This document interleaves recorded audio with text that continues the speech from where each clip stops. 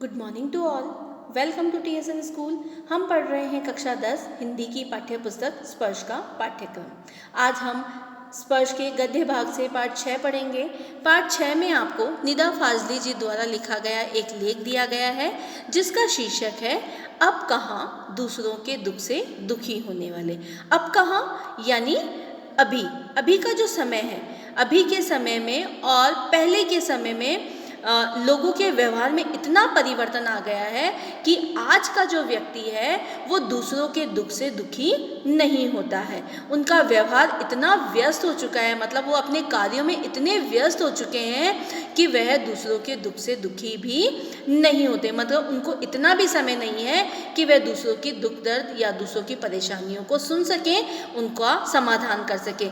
इसमें देखो रहीमदास जी ने एक दोहा भी दिया था, रहीमन निज मन की बिथा मन ही राखो गोए, सुनी अटिले ही लोग सब बाटी ना ले कोई। मतलब आज की जो व्यथा है, आज की जो पीड़ा है, उसके आधार पर रहीमदास जी क्या कह रहे हैं कि हमारे जो मन की व्यथा है, हमारे मन की जो पीड़ा है, हमें अपने मन में ही रखनी चाहिए। अगर हम किसी को बताते भी हैं, सुनिए अठिले ही लोग सब, अगर हम किसी लोगों को बताते भी हैं अपनी बात, अपनी दुख दर्द, अपनी पीड़ा को, तो वह उसका मजाक बनाते हैं। बाटी ना ले कोई, कोई उस दुख दर्द को बांटता नहीं है।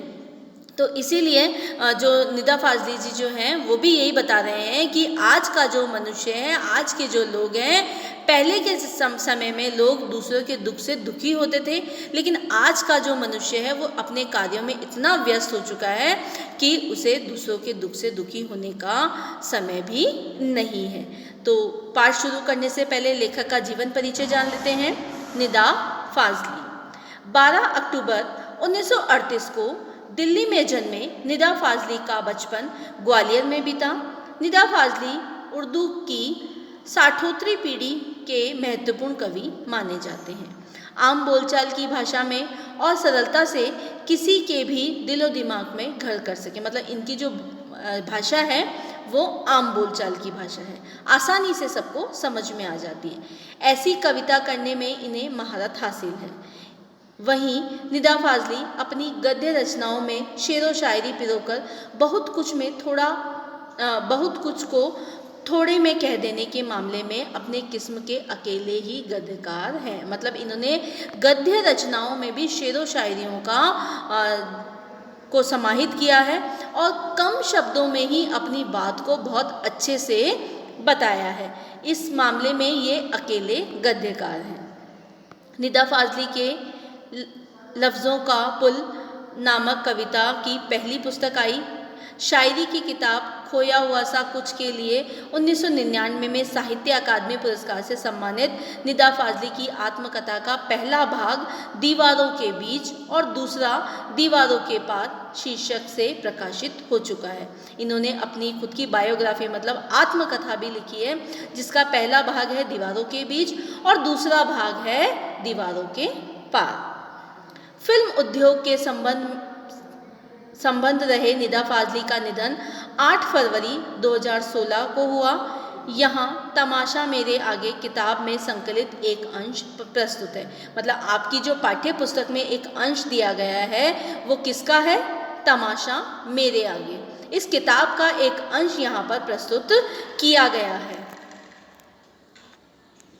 अब इसके बाद देखिए जो पाठ में जो आपका ये पाठ है, ये किताब के एक अंश से तमाशा मेरे आगे उस अंश से लिया गया है। इस पाठ में कवि जो लेखक हैं हमारे निदा फाजली जी, वो क्या बताना चाह रहे हैं? कुदरत ने यह धरती उन तमाम जीवधारियों के लिए अता फरमाई थी जिन्हें खुद उसी ने जन्म दिया। मतलब जो ईश्वर है, जो भगवान है, जो परमात्मा है, उन्होंने जिन जीवधारियों को यहाँ पर जन्म दिया है, वही मतलब यहाँ पर उन्होंने उन जीवधारियों को जन्म देकर इस धरती को क्या बना दिया? खुशनुमा बना दिया, रौनकदार बना दिया। लेकिन हुआ यह कि धरती आम आदमी के कुदरत के सबसे आजिम करिश्मे ने धीरे धीरे पूरी धरती को ही अपनी जागीर बना लिया। मतलब जो मनुष्य है वो ईश्वर का बहुत आजिम करिश्मा है। मतलब उन्होंने बहुत फुर्सत में मनुष्य की रचना की है और एक मनुष्य ही है जो एक सामाजिक प्राणी है, ठीक है। उसमें सोचने समझने की शक्ति है, ठीक है। अपना जीवन व्यापन करने के लिए उसमें हर प्रकार से वह सक्षम है, ठीक है ना। जो छोटे छोटे जीवधारी हैं उनके लिए हम ये नहीं कह सकते, है ना। लेकिन मनुष्य एक ऐसा प्राणी है जो अपने आप को हर प्रकार से सक्षम बना सकता है। ये कुदरत का एक आजिम करिश्मा है, लेकिन इसी मनुष्य ने पूरी धरती को अपनी जागीर बना लिया है और अन्य तमाम जीवधारियों को दरबदर कर दिया। नतीजा ये हुआ कि अन्य जीवधारियों की या तो नस्लें खत्म होती गई है या उन्हें अपना ठौर ठिकाना छोड़कर कहीं और जाना पड़ा है। जैसे आज जो मनुष्य है वो हर जगह अपने को व्यस्त करने के लिए अलग अलग तरह की इमारतों का निर्माण कर रहा है, ठीक है। और अपने आप को सुरक्षित रखने के लिए हर जगह बड़े बड़े मकानों का निर्माण, तो वहाँ पर ये जो छोटे छोटे जीव हैं उनको रहने की जगह नहीं मिल रही है। तो उन्हें या तो उनकी नस्ल खत्म होती जा रही है या उन्हें अपना ठौर ठिकाना यानी अपनी जो जगह है वो बदलनी पड़ रही है। फिर आज भी वे एक आशियाने की तलाश में मारे मारे फिर रहे हैं। इतना भर हुआ रहा होता तब भी गनीमत होती, लेकिन आदमी के नाम इस जीव की सब कुछ समेट लेने की भूख यहीं पूरी नहीं हुई। अब वह अन्य प्राणियों को ही नहीं, खुद अपनी जात को भी बेदखल करने में जरा भी परहेज नहीं करता है। मतलब पहले तो वह मनुष्य के साथ तो अच्छा व्यवहार कर रहा था, लेकिन आज की स्थिति यह है कि वह छोटे छोटे जीवधारियों को तो नहीं छोड़ रहा है, लेकिन वह अपने संबंध अपने साथ के प्राणियों को भी बेदखल करने में बिल्कुल भी डर नहीं रहा है। आलम यह है कि उसे न तो किसी के सुख दुख की चिंता है, न ही किसी का सहारा और सहयोग देने की मंशा है। यकीन न आता हो तो इस पाठ में पढ़ जाइए और साथ ही याद कीजिए अपने आसपास के लोगों को।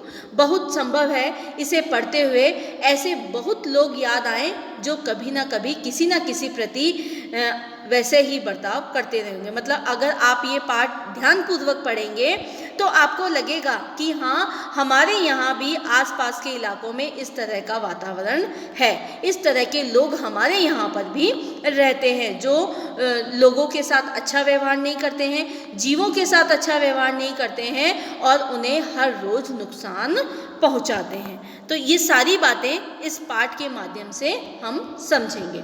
तो शुरू करते हैं। अब कहाँ दूसरों के दुख से दुखी होने वाले, मतलब लेखक कह रहा है कि आज का जो मनुष्य है अब लोगों के दुख से दुखी नहीं होता है, उसे दूसरों से ज़्यादा अपनी चिंता होने लगी।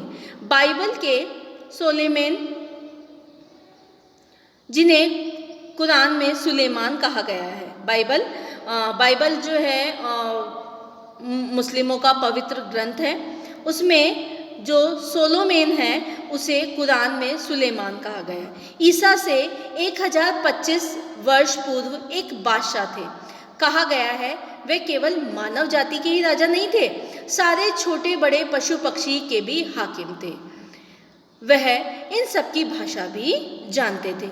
जो सुलेमान है वह क्या है, 1025 वर्ष पूर्व एक बादशाह थे और वह मानव जाति के राजा नहीं होकर जो पशु पक्षी हैं, छोटे बड़े पशु पक्षी हैं, उनके भी हाकिम थे। हाकिम मतलब राजा या मालिक थे। वह इन सब की भाषा भी जानते थे। एक दफ़ा सुलेमान अपने लश्कर के साथ एक रास्ते से गुजर रहे थे। लश्कर मतलब सेना, अपनी सेना के साथ एक रास्ते से गुजर रहे थे। रास्ते में कुछ चींटियों ने घोड़ों के टापों की आवाज़ सुनी तो डर कर एक दूसरे से कहा, आप जल्दी से अपने अपने बिलों में चले, फौज आ रही है। सुलेमान उनकी बातें सुनकर थोड़ी दूर पर रुक गए और चींटियों से बोले, घबराओ नहीं, सुलेमान को खुदा ने सबका रखवाला बनाया है। मैं किसी के लिए मुसीबत नहीं हूँ, सबके लिए मोहब्बत हूँ। चींटियों ने उनके लिए ईश्वर से दुआ की और सुलेमान अपनी मंजिल की ओर बढ़ गए। मतलब जो सुलेमान है वो क्या था, एक पैगंबर था, मतलब राजा का जो ईश्वर है उनके द्वारा भेजा गया एक दूत, है ना, ईश्वर की दुआओं के साथ वह छोटे छोटे जीवों की भी रक्षा करता था। वो कह रहा है कि मैं किसी के लिए मुसीबत नहीं हूँ, मैं सबके लिए मोहब्बत बन के आया हूँ। क्यों? क्योंकि वह मानव जाति के अलावा छोटे छोटे जीव हैं, उन सबकी भी भाषा जानता था। तो उन्होंने सुन लिया कि चींटियाँ घोड़ों की टापों की आवाज़ सुनकर घबरा गई हैं, तो उन्होंने कहा घबराओ मत, मैं आपको नुकसान पहुँचाने वाला नहीं हूँ। तब चींटियों ने ये बात सुनी तो उन्होंने भी सुलेमान के लिए दुआ की और सुलेमान अपनी मंजिल की ओर बढ़ गए। ऐसी एक घटना का जिक्र सिंधी भाषा के महाकवि शेख अयाज ने अपनी आत्मकथा में भी किया है। अब जो शेख अयाज हैं उनकी ये जो घटना है उसका भी वर्णन यहाँ पर किया गया। अब लेखक यहाँ पर शेख अयाज के जो पिताजी हैं उनका वर्णन यहाँ पर क्यों कर रहे हैं? वे बताना चाह रहे हैं कि किस प्रकार से इस दुनिया में नेक दिल इंसान भी रहा करते थे। वह छोटे से छोटे जीव को भी तुच्छ नहीं मानते थे, उन्हें भी उनका जीवन बचाने के लिए या उनका घर बेघर ना हो उसके लिए भी वह चिंतित हो उठते थे। तो पढ़ते हैं ये घटना। उन्होंने लिखा, एक दिन उनके पिता कुएं में से नहाकर लौटे। माँ ने भोजन परोसा।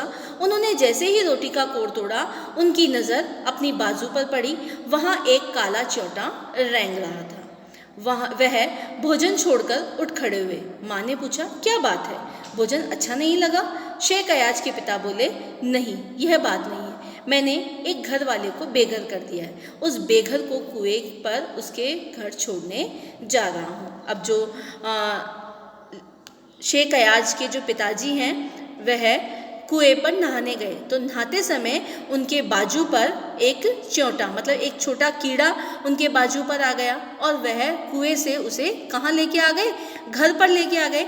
और जब उनकी माताजी ने शेख अयाज की माताजी ने उनके पिताजी को भोजन परोसा, तब उनकी नज़र उस च्योटे पर पड़ी, उस कीड़े पर पड़ी। तब उन्होंने देखा कि मैंने एक जीव को उसके घर से बेघर कर दिया। तो उन्होंने भोजन छोड़कर क्या किया? उस कीड़े को अपने घर पर पहुंचाया। बोला कि पहले मैं इस छोटे से जीव को उसके घर छोड़कर आता हूँ जिसको मैंने बेघर कर दिया है, तो इसे छोड़ने के बाद ही मैं भोजन करूँगा। तो ये जो सारी बातें हैं इन सब का जो वर्णन यहाँ पर किया गया है, किस बात से किया गया है कि पहले के समय में लोग किस प्रकार से दरिया दिली रखते थे, छोटे छोटे जीवों को भी नुकसान नहीं पहुँचाते। जैसे हमने सुलेमान के बारे में पढ़ा कि सुलेमान ने किस प्रकार से चींटियों को कहा कि मैं आपको नुकसान पहुँचाने नहीं आया हूँ, मैं ईश्वर का एक नेक बंदा हूँ और मोहब्बत लुटाने आया हूँ। इसी प्रकार शेख अयाज ने अपनी आत्मकथा मतलब अपनी जीवनी में अपने बारे में जब लिखा तो उन्होंने अपने पिताजी का जिक्र करते हुए बताया कि मेरे पिताजी कितने नेक दिल थे कि उन्होंने भोजन छोड़कर सबसे पहले उस छोटे से जीव को अपने घर पहुँचाने का निर्णय लिया। धन्यवाद।